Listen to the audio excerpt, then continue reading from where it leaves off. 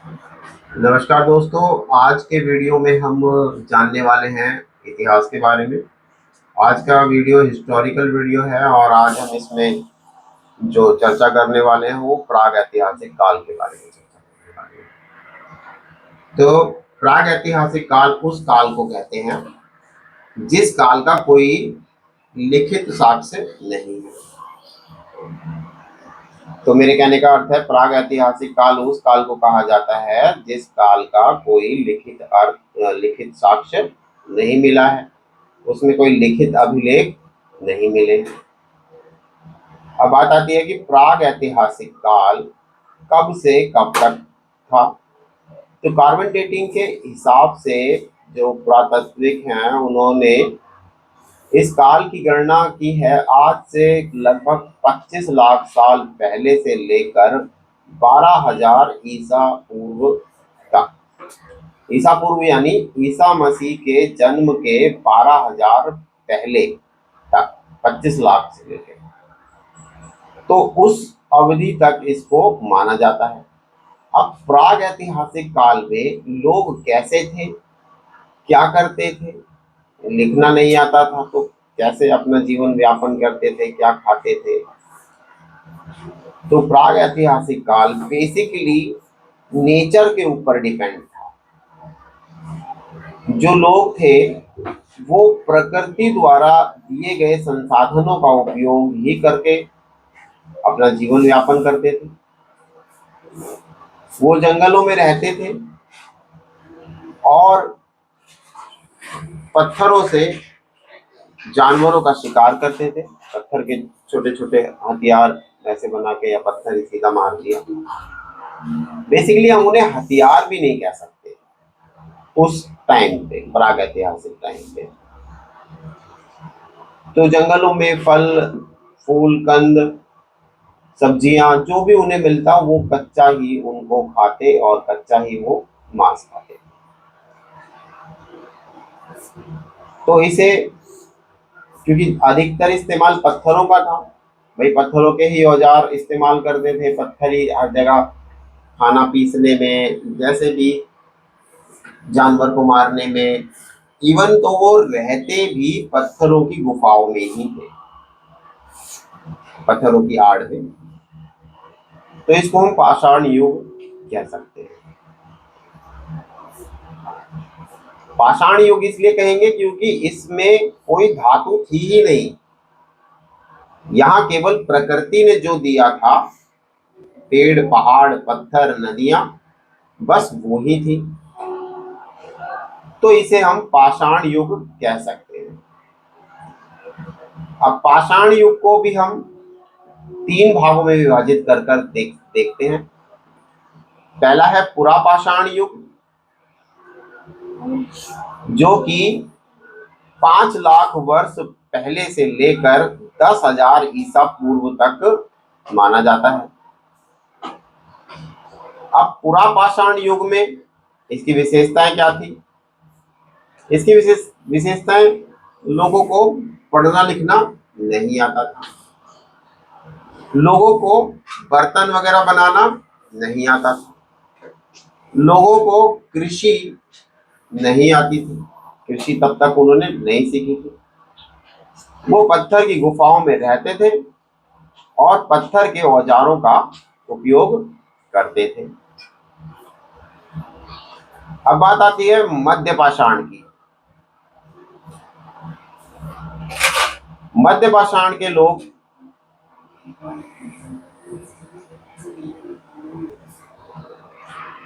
मध्य पाषाण युग, तो इसकी चर्चा कर रहे थे हम। मध्य पाषाण युग की विशेषताएं हैं शुरुआत में। अच्छा, इससे पहले इसको मैं तुम्हें बताना चाहूंगा, इससे पहले इसको हिम युग भी कह सकते हैं क्योंकि उस टाइम पे बर्फ पड़ी हुई थी और बहुत ठंड होती थी। तो जो मध्य पाषाण आते आते थोड़ी बर्फ पिघली तो उससे लोगों ने मछली पकड़ना शुरू किया। अब क्या है, वो शिकार करते, मछली पकड़ते। और नया क्या किया, भाई रहते अभी भी पत्थरों के मकानों में ही थे। नया क्या किया, गंगा के किनारे, गंगा घाटी के किनारे उन्होंने पहली बार बस्तियां बसानी शुरू की। मछलियां पकड़नी शुरू की। शिकार तो वो पहले से ही करते थे, और चमकदार और थोड़े से नुकीले टाइप के जो औजार थे वो बनाए, जिन्हें चट कहा जाता था। और इनसे वो छोटे छोटे पशु पक्षी जानवर उनका शिकार करने में काम आते थे। अच्छा, छोटे जानवर और पशु पक्षियों का शिकार वो इसलिए करते थे क्योंकि अब वो समझ चुके थे, उन्हें थोड़ी बुद्धि विकसित हो गई थी कि जो छोटे पशु पक्षी हैं उनको उनका शिकार करने में उनका जो शरीर की अधिक ऊर्जा है वो कम खत्म हो रही है। छोटे पशु पक्षियों को पकड़ना और उन्हें खाना उनके लिए उतनी मेहनत का कार्य नहीं था जितनी मेहनत का कार्य है किसी बड़े जानवर को मारना और फिर उसे मतलब खाना। तो मध्यपाषाण युग आते आते, कहने का अर्थ यह है, इसको इसलिए 3 भागों में विभाजित किया गया है कि मध्यपाषाण का युग आते आते मनुष्य धीरे धीरे बुद्धि का विकास होने लगा, उसकी बुद्धि का विकास। परंतु अभी भी मनुष्य उस अवस्था में नहीं था जिस अवस्था में मनुष्य आज।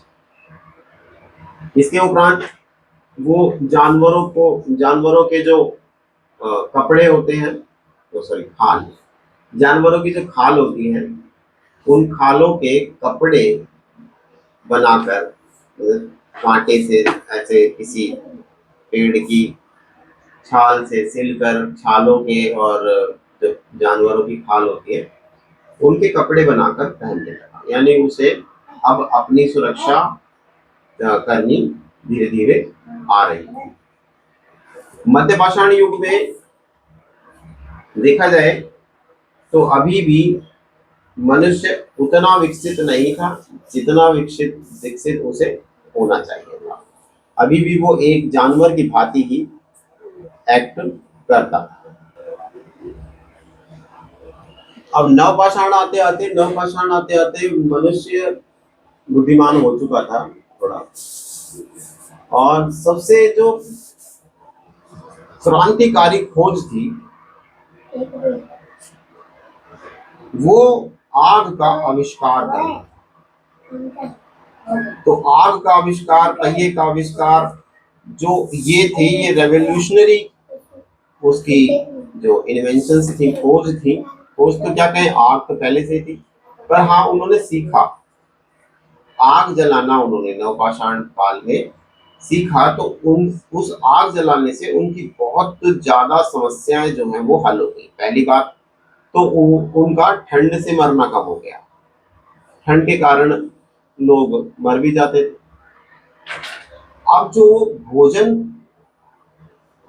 जानवरों का शिकार करते थे, या सब्जियां हैं या कच्चे फल हैं, सब्जियां हैं, उसको वो पका के खाने लगे। और उन्होंने देखा कि उसका स्वाद भी और अच्छा हो गया, जिससे कि वो ज्यादा भोजन कंज्यूम कर पाते, जिनसे कि उन्हें ज्यादा कैलोरीज मिलती, उन्हें ज्यादा शक्ति मिलती, उनका जीवन स्तर जो है वो बेहतर की तरफ जाने लगा। आग पर पका के खाने के कारण उनके भोजन की गुणवत्ता में सुधार हुआ। फिर आग दूसरे जानवरों से भी सुरक्षा करने में उनके काम आई। भाई, आग से डरकर जानवर जो हैं वो भाग जाते थे। अब अग्नि का जब उन्होंने इन्वेंशन कर लिया, खोज कर ली, आग की खोज कर ली, तब वो और कुछ चीजें, क्योंकि देखिए जब भोजन अच्छी तरह शरीर को मिलता है तो बुद्धि का विकास, बौद्धिक विकास और शारीरिक विकास संभव है। ये जो विज्ञान की क्लासें हम करेंगे तब तो उसमें और अच्छी तरह समझ में आएगा। तब उन्होंने काफी सारी चीजें करी, कपड़ा बुनना सीखा, मिट्टी के बर्तन बनाने सीखे, और इसको हम एक क्रांतिकारी युग भी कह सकते हैं, जो कि बहुत ही नॉलेज लेके आया। मिट्टी के बर्तन बनाने सीखे, और पुरातात्विकों को वहां से हड्डियां, जो कांटे की सुइयां हैं, हड्डियों की सुइयां वो मिली हैं।